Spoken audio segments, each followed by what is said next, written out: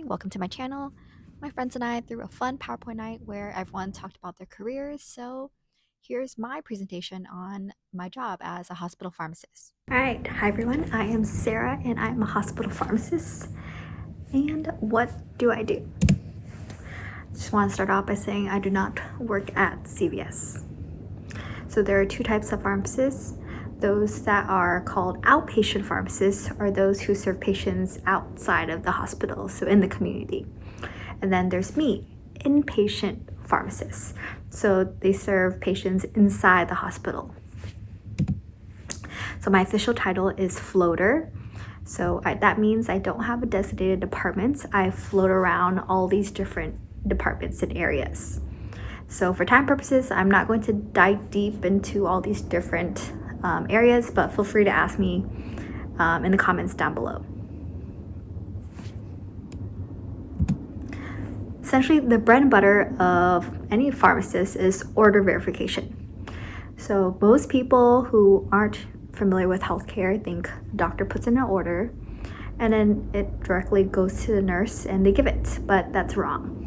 There's always a pharmacist double checking in between. So in reality, doctor puts in an order, goes to the pharmacist who double checks and verifies that everything's correct. And then once we give the okay, then nursing gives it. So a common interacting, here is just an example of a common interaction. Hey, sorry to bother you. The menu order chart says he's allergic. You sure you want this? Oh shoot, I didn't see that. What do you recommend?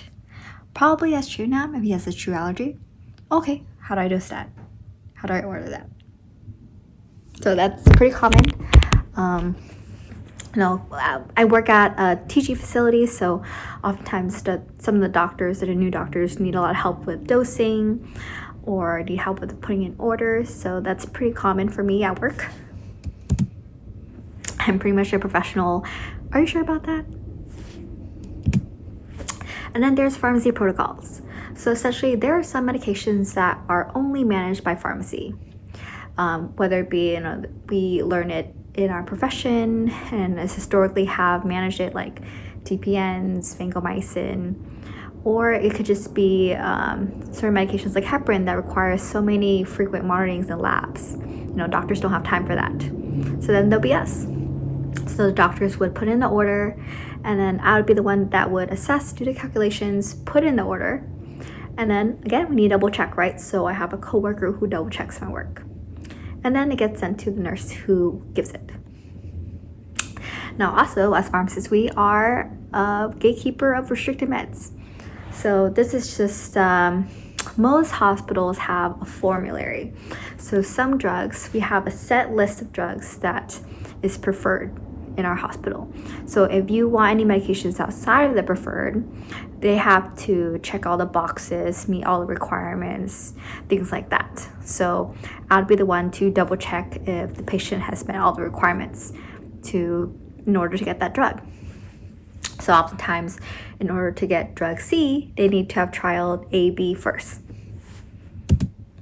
Now, my job is also to put out fires. Not literally, but figuratively. So a lot of problems that can't be solved by like the doctors, nursing, or technicians, they would come to me. So these are just some examples or scenarios of what a common problem would be, or that could come up. So this is me at work every day. I also precept students and residents. And so I'm not the primary preceptor.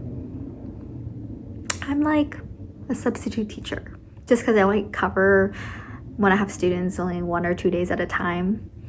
So, since it's so short, I'm pretty relaxed about it. I like to talk to them like I'm a student or resident, and then it makes me feel old. And if I'm super swamped, I give them some time to, work on their presentations or projects. And I like to let them leave early as a treat for both of us. So with having students, there's a good amount of liability because they are not allowed to sign. They're not legal. They don't have their license yet. So you have to sign on their behalf. So, that's where the liability is. So you have to be extra careful when you have students. Double check, triple check their work before you sign it off.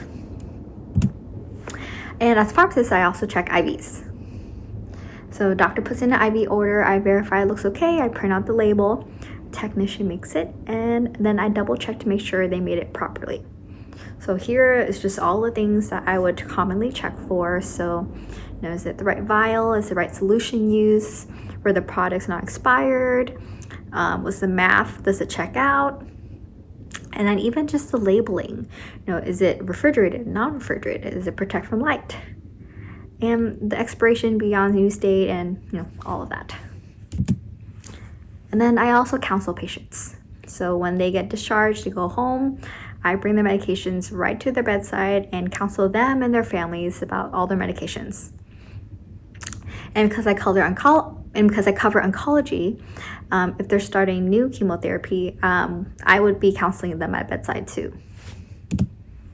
So I asked ChatGPT, what's a good analogy of a hospital pharmacist? ChatGPT says, I'm like the hospital's backstage crew, making sure that the show doesn't fall apart. You don't see me on stage, but I'm working hard behind the scenes, and I really like that. So that's my presentation.